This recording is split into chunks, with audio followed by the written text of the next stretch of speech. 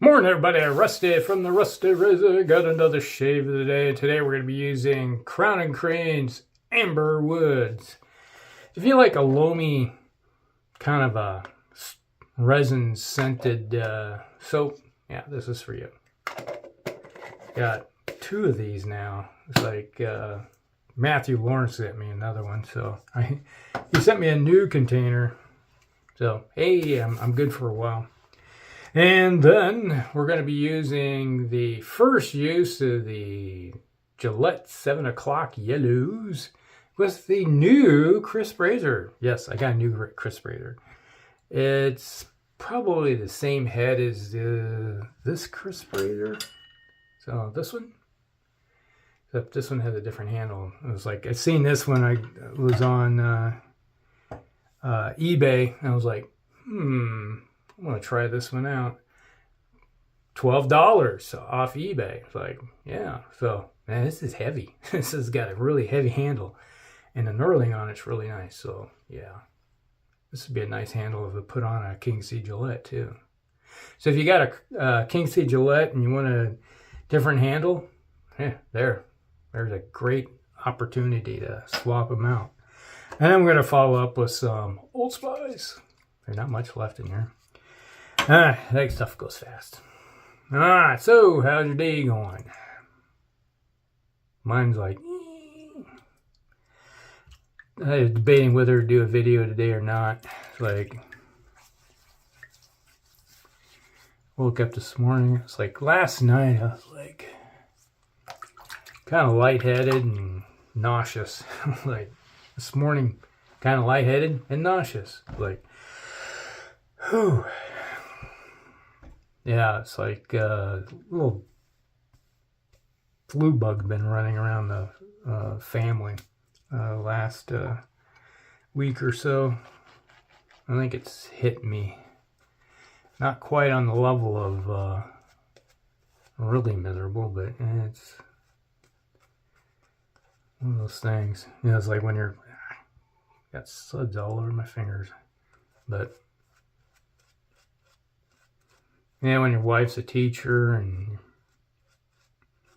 son that works in with the public, yeah, there's always stuff being dragged home.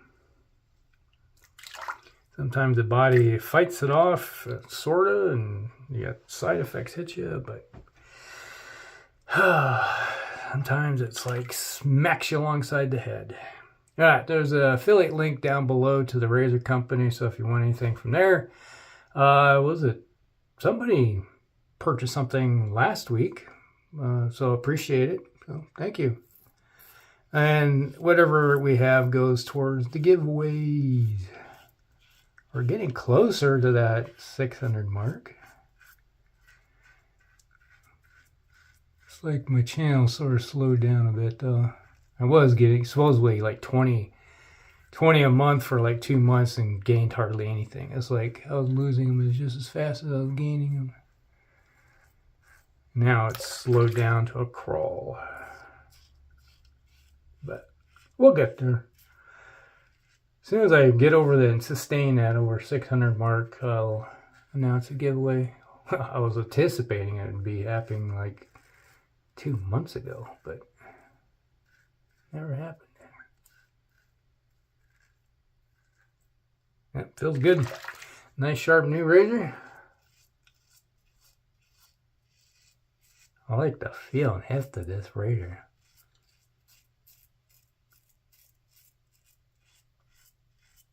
Always get good shaves with the Krisp. About the right amount of aggression for me.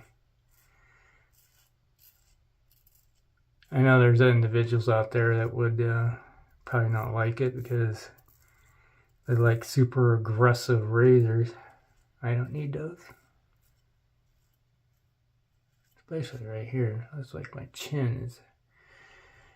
You can see all the scars and everything on it. But I was a prize fighter in my day. I fought trees.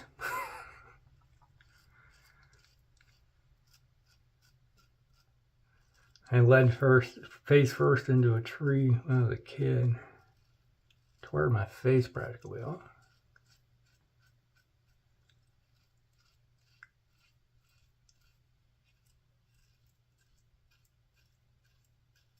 And we had a lot of fun as kids. We had a fairly large hill. At the bottom of the hill was, trees and basically a swamp area. And we didn't do anything with the swamp area because my dad, on the farm, he cleared off almost all of the trees except for the swamp areas. Could have done it in the wintertime when everything was froze solid, and the caterpillar would have been fine going through there. In the summertime, you drove a cat in there, it'd never get out. It just disappear into the swamp. Oh, man. Wave of nausea. But I was fine with it. It's like in the wintertime, it's like I'd go in there and hunt. I was like probably 10 when I first started really hunting on a regular basis. Take the old .22 rifle out and go hunt rabbits and grouse. Sneak through the woods and say a rabbit and shoot him in the head.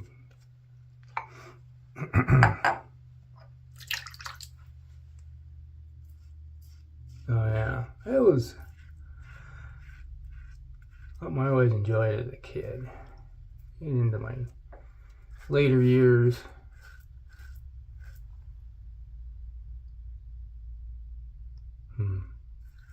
I figure out what neighbor that is. Definitely not the one neighbor that has the old Vietnam style Wheelie's Jeep.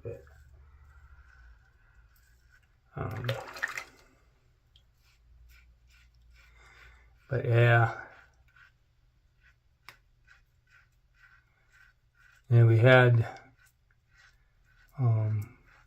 part of the adjacent property, which wasn't ours, is that our swamp went into the area that had a large cedar swamp area. You go into the cedar swamp, especially in the wintertime when things start froze over, man. You go in there, and great hunting area for deer and rabbits, grouse. In the wintertime, it's like you could have a blizzard going on and you wouldn't even know it. It was just so calm in there and quiet. You'd hear the wind blowing up on the top of the trees, but the light would have a hard time getting down into the bottom. So basically,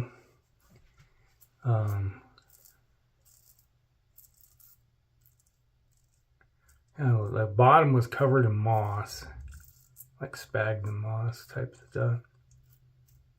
Really thick, so you could be walking and you wouldn't even hear anything. It's like you couldn't even hear your footsteps because that was, the cedar, the white cedar, would covered everything. And then basically from about here on down, there was no limbs. Occasionally, you'd have like an old dead limb that hadn't fallen off yet. But otherwise, it was just like, you just you kind of hunch down and crawl around. Sneak from one tree to the next, just kind of taking a look. And during deer season, you'd be sneaking through there. And all of a sudden, you'd see like pair of legs sticking down in the belly of a deer in there, and you're like, is that a doe or is that a buck? And you're just like debating whether that's a doe or a buck. And you're like, well, that looks fairly large, so that's got to be a buck. So just aim the Watt 6 at the front shoulder, and you know, heck, you could probably easily see 50 yards under. If you got down low enough, you can see about 50 yards throughout the trees in some places, but most of the time it was about 30 yards or less. So, and then the fun is like you drop them in and it's like, okay, I gotta gut it out and then drag it back. Haul it out to the edge and then get it to the edge, and somebody would come by. It's like, hey, there's a pickup truck, you know. They're out in the back, everybody haul them up. And it's like, typically we'd have go in and, you know, there's my mom, dad, my older brother, I. So typically in the first day, you'd haul out four deer. It's a lot of meat, but when I have a family of 7, it didn't last very long. You'd chow down through that really quick. So during the winter, it's like up through February, I always hunted rabbits. And then when the ice was thick enough on the lake, I'd go out there with the chain, take the snowmobile out to the lake and cut a hole in the ice with the chainsaw and pull out some northern walleyes. I was always supplementing our food with rabbits and grouse and fish. I was the main provider of all those things.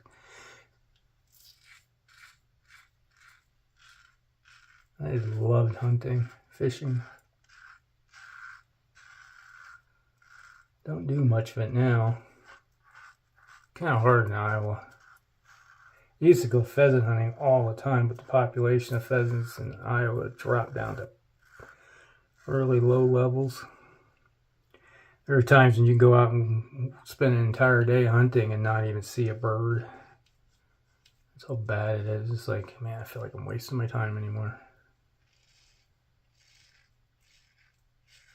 It used to be a time when I first moved to Iowa that you could see quail. You go out and hunt and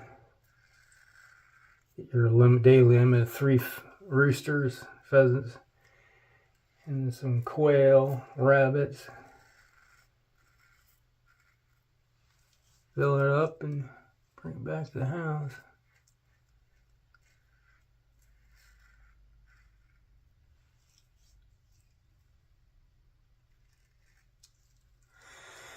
Not anymore.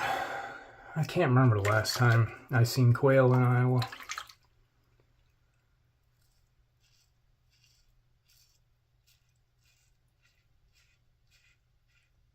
You know, when I was in Minnesota, we get rough grouse and we had pheasants, not many. They're right on the border of the pheasant population where we lived.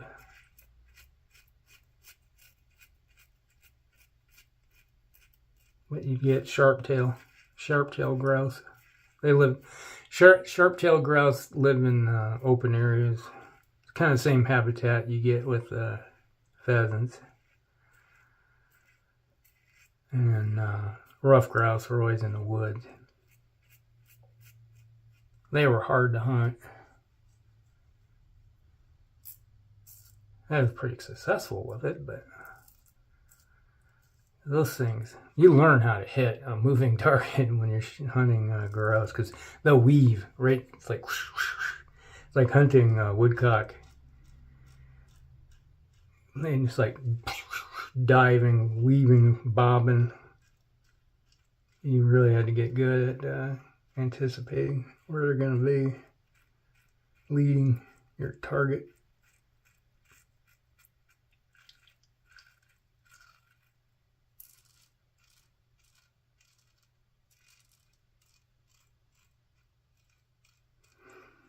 Yeah, it's like, and then we're sometimes we'd go out. It's like, hey, let's go shoot some clays. Clay pigeons, you know, they go, they just go like that, and they're like, you're a real good shot. Yeah, it's like they don't dodge.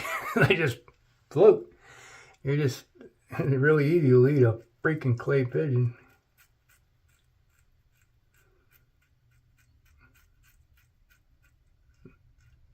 Now, if you're really good at shooting clay pigeons, you didn't have much problem shooting pheasants, because pheasants are the same way. They just, when they take off, they just kind of go in a straight line.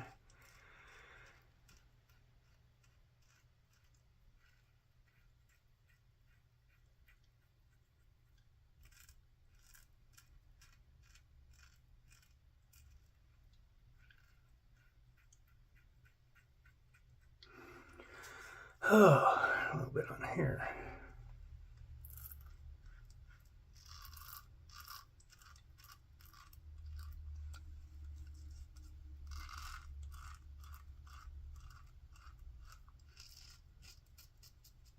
All right. I'm almost done.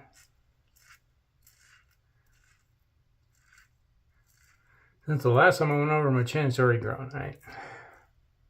There we go. I think we're done. Worked pretty good.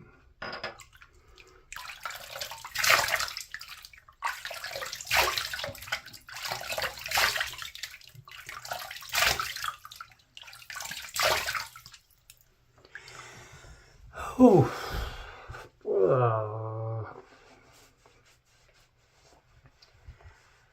Whew. Lightheaded.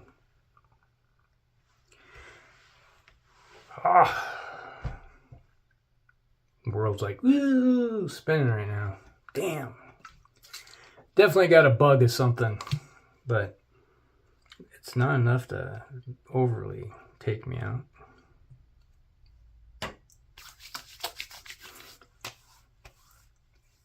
Old Spice. Everything nice.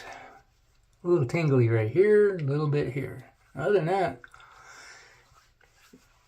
nothing burning or anything, just a little tingle. There we go, Old Spice. Alright, that's the shave to everybody. Brought to you by Crowne and Crane's Amber Woods. Man, good stuff. Put it up there. And then we had the first use of this Gillette 7 o'clock yellows with the new Krisp razor. Yeah, I like it. I like it a lot. Good razor. Alright, so that's the shave of the day, everybody. Hope you guys like it. Like and subscribe, share with friends, and we'll see you in the next one. Rusty out.